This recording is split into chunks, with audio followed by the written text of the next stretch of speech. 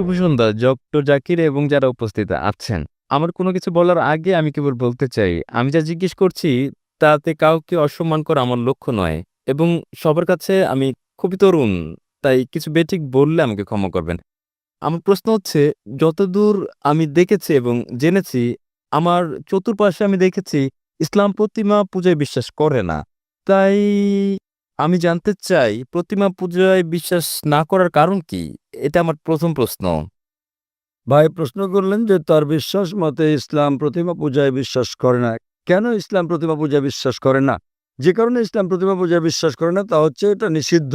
Point number ১, আপনি ঈশ্বরের প্রতিমা বানাতে পারেন না। ঈশ্বরের প্রতিমা বানালেন আপনি ঈশ্বরকে অবমাননা করলেন। ধরেন আপনি প্রতিমা বানালেন এবং ধরেন প্রতিমাটা পড়ে গেল। প্রতিমাটার কি হলো? সেটা ভেঙে গেল। যদি প্রতিমা নিজেকে সাহায্য করতে না পারে, কিভাবে আপনাকে সাহায্য করতে পারবে? স্যার, কিন্তু এখানে আমার পয়েন্ট হচ্ছে, যদি ঈশ্বরের প্রতিমা থাকে সেটা আসল ঈশ্বর না হতে পারে যিনি বিরাজমান। কিন্তু এটা আমাকে তার প্রতি উপাসনায় সহায়তা করে, প্রার্থনায় মনোযোগ বাড়িয়ে দেয়। যদি এটা সাহায্য করে আসল প্রার্থনায় মনোযোগ বাড়াতে, আপনার কি ধারণা এটা কি ঠিক? ভাই বলছেন যে সে প্রতিমা যদি ঈশ্বরের প্রতি মনোনিবেশে সহায়তা করে, সেটা কি তার জন্য ভালো নয়? কিন্তু ঈশ্বর যখন বলছেন আমার প্রতিমা বানিও না, তবুও কি আপনি বলবেন এটা স্রষ্টাকে মনোনিবেশে সাহায্য করে? এটা কি ঠিক না ভুল? যদি আপনি ঈশ্বরকে ভালোবাসেন তাহলে তাকে মান্য করবেন কিনা? যদি আপনি ঈশ্বরকে ভালোবাসেন তাকে মানতে হবে। ধরুন আপনি একটা কোম্পানিতে কাজ করেন এবং বস আপনাকে বলছেন যথাসময়ে অফিসে আসুন। আপনাকে ঠিক 10টায় আসতে হবে। আপনি বলবেন না, আমি যদি 11টায় আসি, আমি ঘুমাবো, আরো ফ্রেশ থাকবো, আমি 11টায় আসবো। সেটা কি ঠিক না ভুল?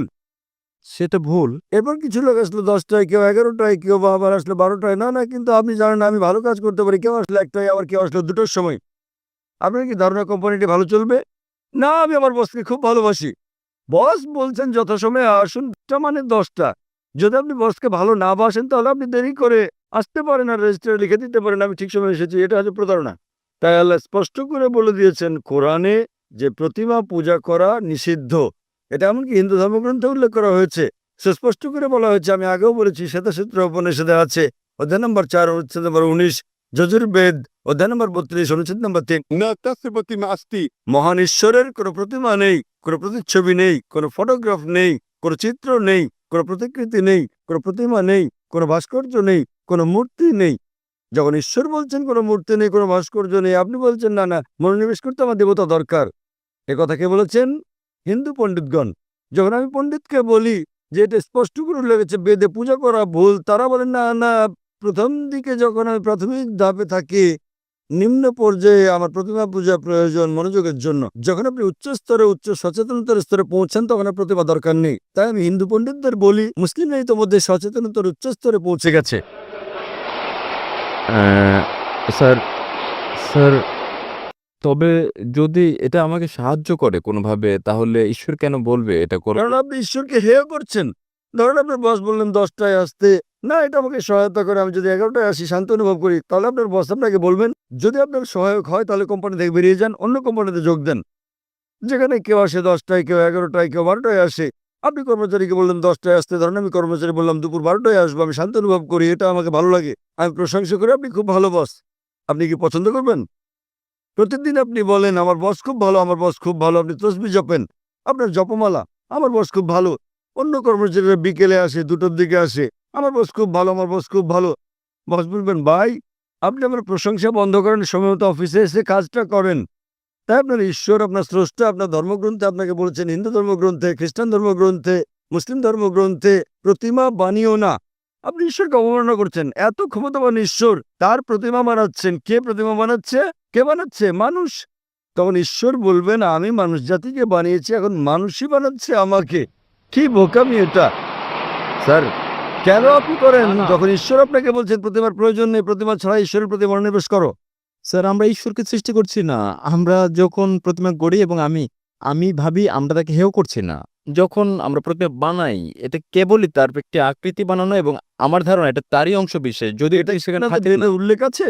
স্যার, আমি হিন্দু নই। আমি বেদে বিশ্বাস করি না। তাহলে কি আপনি খ্রিস্টান? আমি যৌন। জৈন। জৈনরা কি ঈশ্বরে বিশ্বাস করে? হ্যাঁ, তা করে। আপনি কি আপনাদের জৈন মতবাদ জানেন? কে আপনাদের ঈশ্বর বলেন আমাকে? স্যার, প্রভু মহাবীর। তিনি হলেন ত্রিতাঙ্কা, তিনি ঈশ্বর নন। আপনি জৈন মতবাদ জানেন না? স্যার আমি নাও জানতে পারি না। জৈন মতবাদ একটি নাস্তিক্যবাদী মতবাদ। জৈন মতবাদ একটি নাস্তিক্যবাদী মতবাদ। আপনি কি হিন্দু ধর্মকে জৈন মতবাদের সঙ্গে মিশ্রিত করছেন?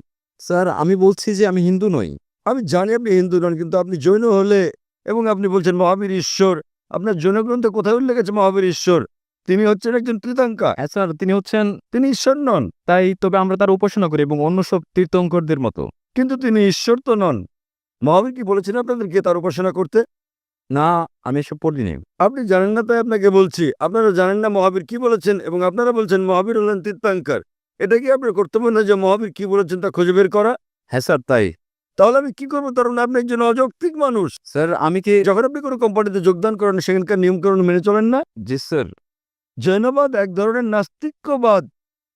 তাই তারা সেখানে- বিশ্বাস করে যে যারা জীবন লাভ করে তাদের মৃত্যু জন্ম জন্ম মৃত্যু জন্ম মৃত্যু হয়। যদি আপনি এই চক্রমুক্ত হন, যখন আপনার কোনো ইতিবাচক নেতিবাচক দিক থাকে না, তখন আপনি লাভ করেন নির্বাণ। জৈনবাদ অনুসারে 24 জন মোক্ষ অর্জন করেছেন জি স্যার, এবং মহাবীর হচ্ছেন 24তম তীর্থঙ্কর।